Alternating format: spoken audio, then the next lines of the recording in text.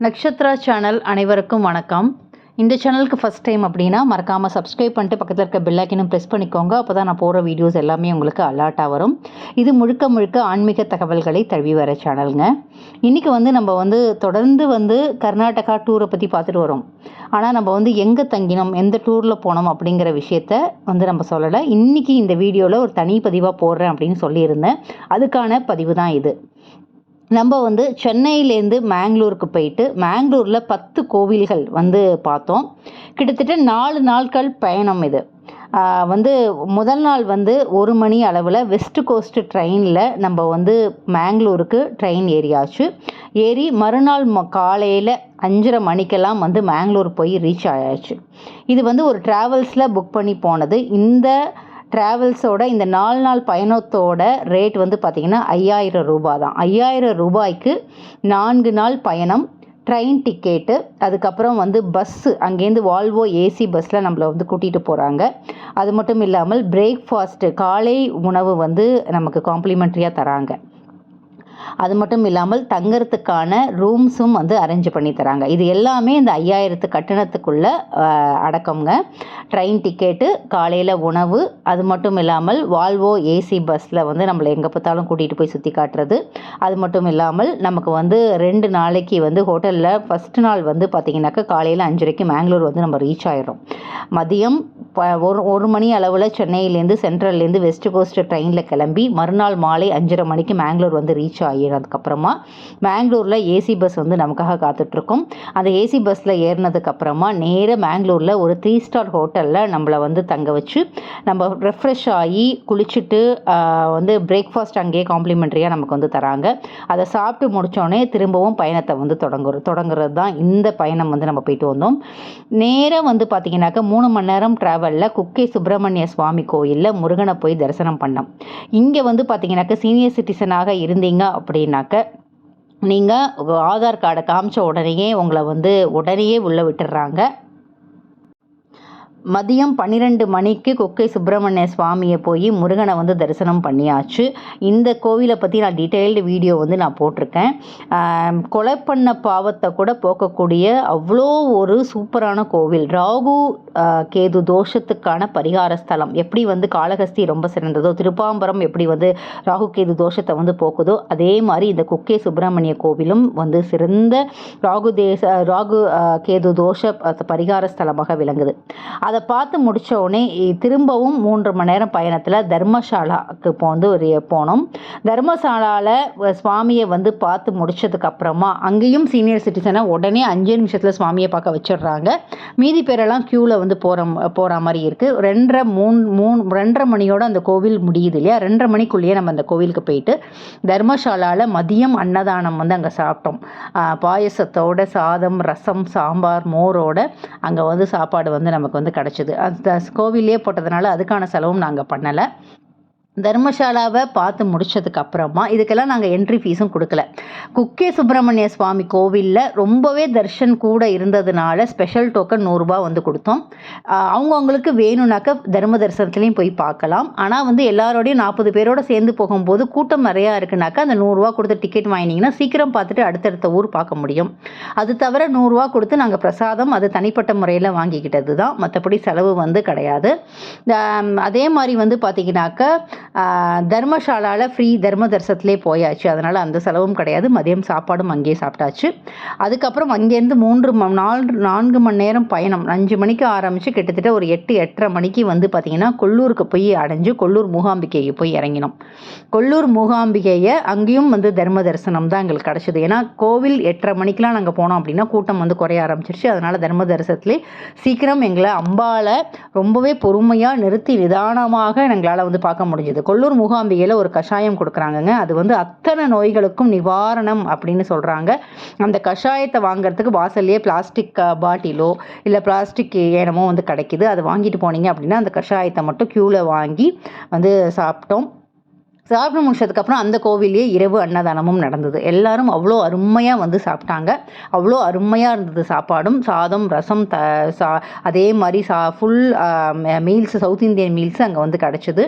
ரசம், சாம்பார், மோரோடு அங்கே அன்னதானமும் வந்து சாப்பிட்டாங்க.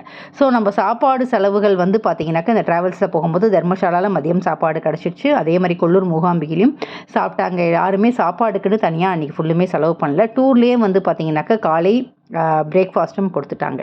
ஸோ நம்ம வந்து இந்த கட்டணத்தில் தாண்டி நம்ம வந்து ரொம்ப செலவு பண்ணலை. மறுநாளைக்கு நைட்டு வந்து கொல்லூர் மூகாம்பிகை முடிச்சதுக்கப்புறமா இரவு வந்து பார்த்திங்கன்னா மருதீஸ்வரில் போய் ஸ்டே பண்ணோம். மருதீஸ்வரில் எந்த ஹோட்டலில் ஸ்டே பண்ணோம், அந்த ஹோட்டல் ரூம் எப்படி இருக்குது அப்படிங்கிறத நான் அட்டாச் பண்ணியிருக்கேன். மறுநாள் காலையில் 7 மணிக்கெலாம் மருதீஸ்வரர் கோயிலுக்கு கூட்டிகிட்டு போயிட்டாங்க பீச்சில். அவ்வளோ அழகான கடற்கரையில் எல்லாருமே ரொம்பவே என்ஜாய் பண்ணிவிட்டு சுவாமியையும் போய் பார்த்தோம். கிட்டத்தட்ட ஒரு 2 மணி நேரம் 3 மணி நேரத்துக்கு மேலே மருதீஸ்வரர் கோயிலில் 7லேருந்து 10-10:30 மணி வரைக்கும் மருதீஸ்வரர் கோவிலில் தான் இருந்தோம்.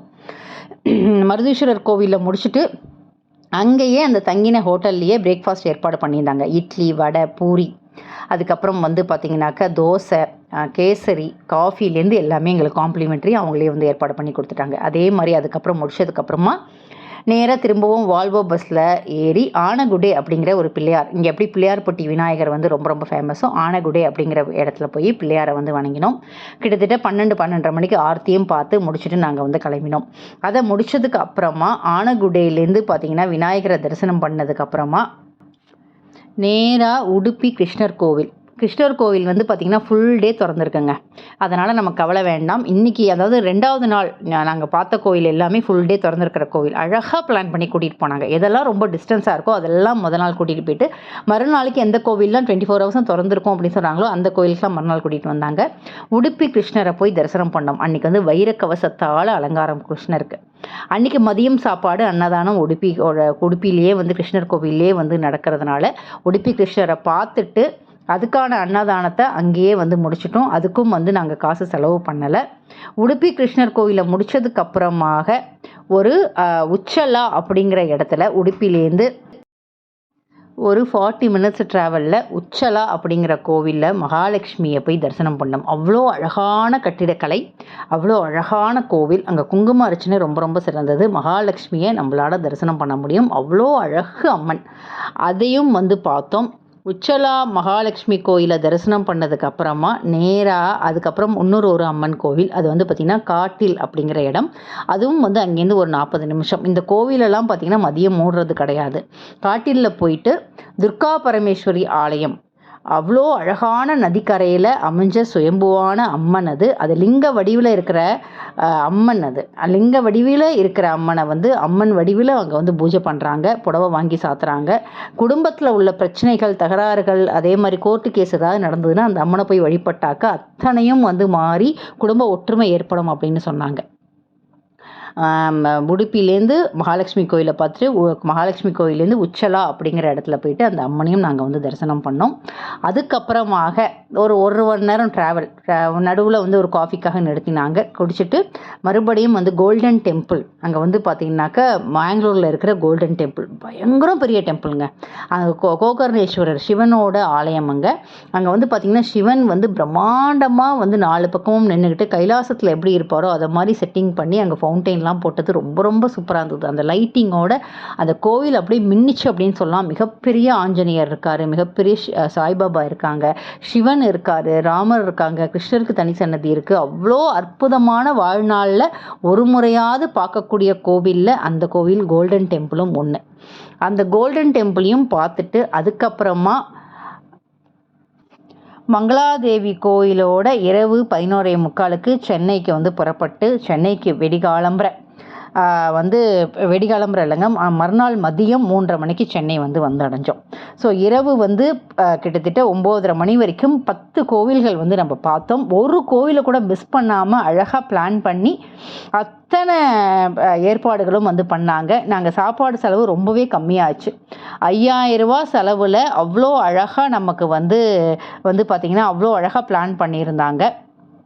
இதில் வந்து நமக்கு இல்லாதது வந்து பார்த்திங்கன்னா பொதுவாக நம்ம உணவு வேணும் ஏதோ எக்ஸ்ட்ரா வாங்கி சாப்பிட்ணுன்னா அதே மாதிரி கோவிலில் நுழைவுச்சீட்டும் நாங்கள் ரொம்ப வாங்கலை. நுழைவுச்சீட்டு இருந்துச்சுன்னா அதை வந்து நம்ம வாங்கிக்க சொல்கிறாங்க. மதியம் உணவு இரவு உணவு வந்து பார்த்திங்கன்னா முக்கால்வாசி ஒரே ஒரு நாள் தான் இரவு உணவு சாப்பிட்டோம். முக்கால்வாசி கோவில்லே அன்னதானம் வந்து கிடச்சதுனால ரொம்ப ரொம்ப அருமையான சாப்பாடு கோவில்லே கிடச்சது. அதனால் அந்த செலவும் இல்லை. வந்து பஸ்ஸே எல்லா இடத்துக்கும் கூட்டிட்டு போனதுனால மற்றபடி செலவுகள்னு வந்து பார்த்தீங்கன்னாக்கா எதுவுமே இல்லைங்க. இந்த 5000 ரூபாயில் ரொம்ப ரொம்ப அழகாக வந்து பார்த்தீங்கன்னாக்க இந்த என்னென்னலாம் உள்ளடக்கம் வந்ததுன்னா படுக்கை வசதி கொண்ட ரயில் பயணச்சீட்டு, பிக்கப் ட்ராப், அதாவது வந்து நம்ம ரயில்வே ஸ்டேஷன்லேருந்து கூட்டிகிட்டு போயிட்டு திருப்பி ரயில்வே ஸ்டேஷன் வரைக்கும் பேருந்து வருது. சுற்றி பார்க்க டீலக்ஸ் சொகுசு பேருந்து தான் கூட்டிகிட்டு போகிறாங்க. 2 நபர்கள் கொண்ட ஹோட்டலில் அறை வந்து கொடுக்குறாங்க. காலை உணவு, கைடு, தமிழ் கைடு, இவ்வளவும் வந்து நமக்கு வந்து கிடைக்கிது. கண்டிப்பாக உங்களுக்கு இந்த விட கம்மியான விலையில் யாராலையும் கூட்டிகிட்டு போக மாட்டாங்க அப்படின்னு வந்து உங்களுக்கே தெரியும். ஏன்னா 5000 ரூபாயில் வந்து 10 இடம் குக்கே சுப்பிரமணிய சுவாமிலேருந்து ஆரம்பித்து தர்மஸ்தாலா, கொல்லூர் மூகாம்பிகை, முருதேஸ்வரர், ஆனைகுண்டே விநாயகர், உடுப்பி கிருஷ்ணர், மகாலட்சுமி கோயில், அதுக்கப்புறம் துர்கா பரமேஸ்வரி கோயில், குற்றோலி வந்து கோகர்நாத் கோல்டன் டெம்பிள், அதுக்கப்புறம் வந்து பார்த்திங்கன்னா மங்களாதேவி கோயில், இத்தனையும் படுக்கை வசதி அந்த படுக்கை வசதி கொண்ட ரயில் பயணச்சீட்டிலேருந்து ஆரம்பித்து ரொம்ப ரொம்ப அழகாக பிளான் பண்ணி ஒரு கோயிலை கூட மிஸ் பண்ணாமல் வந்து பண்ணுறாங்க. அதே மாதிரி பயணச்சீட்டை புக் பண்ணி நமக்கு அனுப்பிச்சிடுறாங்க. அதே மாதிரி நம்ம என்னெல்லாம் கொண்டு வரணும் அப்படிங்கிறதையும் வந்து ஒரு லிஸ்ட்டு அனுப்பிச்சிடுறாங்க. ஏன்னா நாங்கள் போகும்போது வெயில் ரொம்ப ஜாஸ்தியாக இருந்தது. அதனால் கேப்பு, அம்பர்லா அதெல்லாம் எடுத்துன்னு வாங்கன்னு சொன்னாங்க. கூலிங் கிளாஸு அதெல்லாமும் எடுத்துன்னு போயிருந்தோம். ஸோ ரொம்ப ரொம்ப அருமையாக இருக்குது. இந்த டூர் ட்ராவல்ஸோட டீட்டெயில்ஸ் நான் அங்கங்கே வந்து உங்களுக்கு கொடுக்குறேன். டிஸ்கிரிப்ஷன் பாக்ஸ்லையும் போடுறேன். ட்ரைபல் இந்தியா டூரிசம் இதோட காண்டாக்ட் நம்பரும் கொடுக்குறேன். நீங்கள் இவங்கள காண்டாக்ட் பண்ணிங்க அப்படின்னா இது வாரமே வந்து ஃபுல்லுங்க. அடுத்த 3 மாதத்துக்கு கம்ப்ளீட்டாக ஃபுல்லாக இருக்குன்னு கேள்விப்பட்டேன். நீங்கள் அவங்கள தொடர்பு கொள்ளுங்கள். அழகாக வந்து நீங்கள் வயசானவங்களாக இருந்தால் கூட நீங்கள் பாதுகாப்பாக, அதே மாதிரி சோலோ ட்ராவலராக இருக்கலாம். நான் மட்டும்தான் ஒண்டியமாக போகிறேன் அப்படின்னா உங்களையும் கவனிச்சுக்க அங்கே ஆள் இருக்குது. ரொம்ப ரொம்ப நல்ல முறையில் பாதுகாப்பான முறையில் உங்களை கூட்டிகிட்டு போயிட்டு பத்திரமா வந்து அழைச்சிட்டு போகிறாங்க. ஒருத்தர் கூட அந்த ஒவ்வொருத்தர் வந்து எங்கேயாவது போனால் கூட அவ்வளோ அழகாக பார்த்துக்கிறாங்க. கண்டிப்பாக நீங்கள் போகலாம். அந்த டீட்டெயில்ஸ் உங்களுக்கு டிஸ்கிரிப்ஷனில்